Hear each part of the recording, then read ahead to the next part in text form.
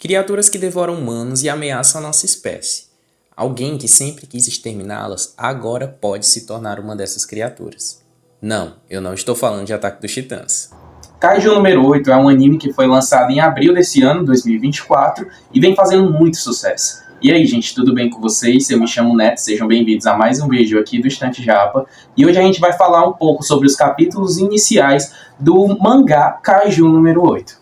A história começa no Japão atual, emitindo um alerta de Kaiju na cidade. Monstros de formas e tamanhos variados.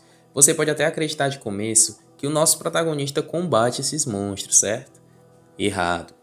Kafka, um homem de 32 anos, trabalha para uma empresa de limpeza, mas não uma empresa de limpeza qualquer.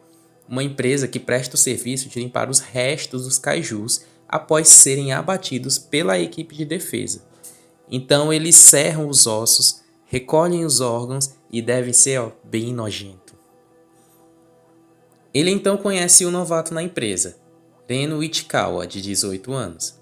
Reno quer ser um dos combatentes de kaijus e para isso vai prestar os exames para entrar na equipe de defesa nacional. Kafka e Reno têm um primeiro momento bem incômodo, com o Reno julgando o fato de Kafka ter tido esse sonho, mas desistido quando o reprovou na seleção. No primeiro dia de trabalho de Reno, os dois ficam juntos na pior parte, recolher os intestinos. E aí vocês já imaginam o aroma delicioso que deve ser fazer esse trabalho. No meio de uma pausa, um kaiju de tamanho médio aparece prestes a devorar Reno. Kafka consegue salvá-lo e o envia para buscar ajuda. Quando Kafka está prestes a morrer, os membros da equipe de defesa conseguem exterminar aquele kaiju.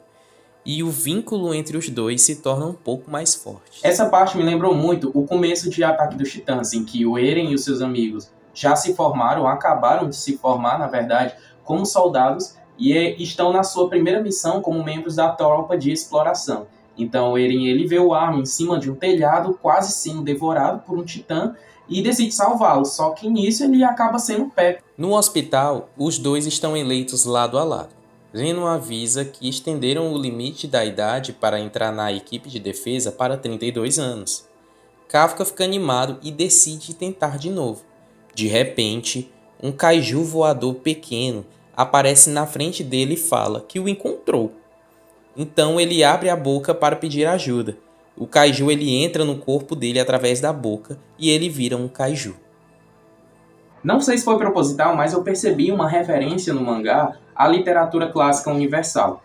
Franz Kafka é um autor tcheco do modernismo que tem muitas de suas obras famosas, como, por exemplo, A Colônia Penal, O Processo e A Metamorfose. Kafka é famoso por colocar em suas obras as primeiras sentenças dos primeiros capítulos já de uma forma muito impactante e que consiga, de primeira, apresentar ao leitor a trama principal das suas obras. Certa manhã, ao despertar de sonhos inquietantes, Gregor Samsa encontrou-se em sua cama metamorfoseado em um monstruoso inseto repugnante. Tanto o autor tcheco clássico quanto o protagonista do nosso mangá se chamam Kafka. Os dois se transformam em monstros. No mangá, Kafka se transforma em um monstro numa cama de hospital. Na obra A Metamorfose, que é a obra mais famosa de Franz Kafka, Gregor Samsa se transforma em um monstro na cama do seu quarto. Vamos parar aqui um pouco para falar da arte desse mangá. Em geral, é um traço bem agradável e que se destaca bastante na hora que o autor desenha os kaijus. São traços fenomenais nesses momentos, traços bonitos e bem detalhados. Gostei bastante.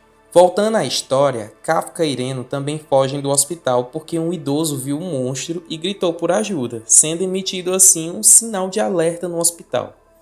Reno se questiona se aquele monstro é realmente Kafka, mas logo é convencido de que sim. Durante essa fuga, eles se deparam com um ataque de kaiju, um dos grandes, em uma casa já parcialmente destruída. Uma mulher está presa nos escombros e dizendo para sua filha, que é uma criança, para que ela fuja. A criança se recusa a abandonar a mãe e fica chorando em sua frente enquanto um monstro enorme se aproxima. Kafka chega dando um socão no monstro, jogando para longe e fica surpreso com sua própria força. O monstro se levanta e vem em direção a ele, então nosso protagonista decide dar tudo de si no próximo soco. Ele dá o soco de baixo para cima, a força e a pressão é tamanha que que o monstro não teve a menor chance e é completamente estilhaçado. Pedaços de kaiju para todo lado, sangue nas janelas dos apartamentos e essa cena muito bem desenhada do nosso protagonista parado em uma chuva de sangue. Percebendo que ainda é assustador para as pessoas, Kafka deixa a mãe e a filha sob a responsabilidade de Reno e se retira. Antes de ir embora, porém, a criança o chama e agradece a ele por tê-las salvado do kaiju gigante. Ele finalmente conseguiu receber algum reconhecimento.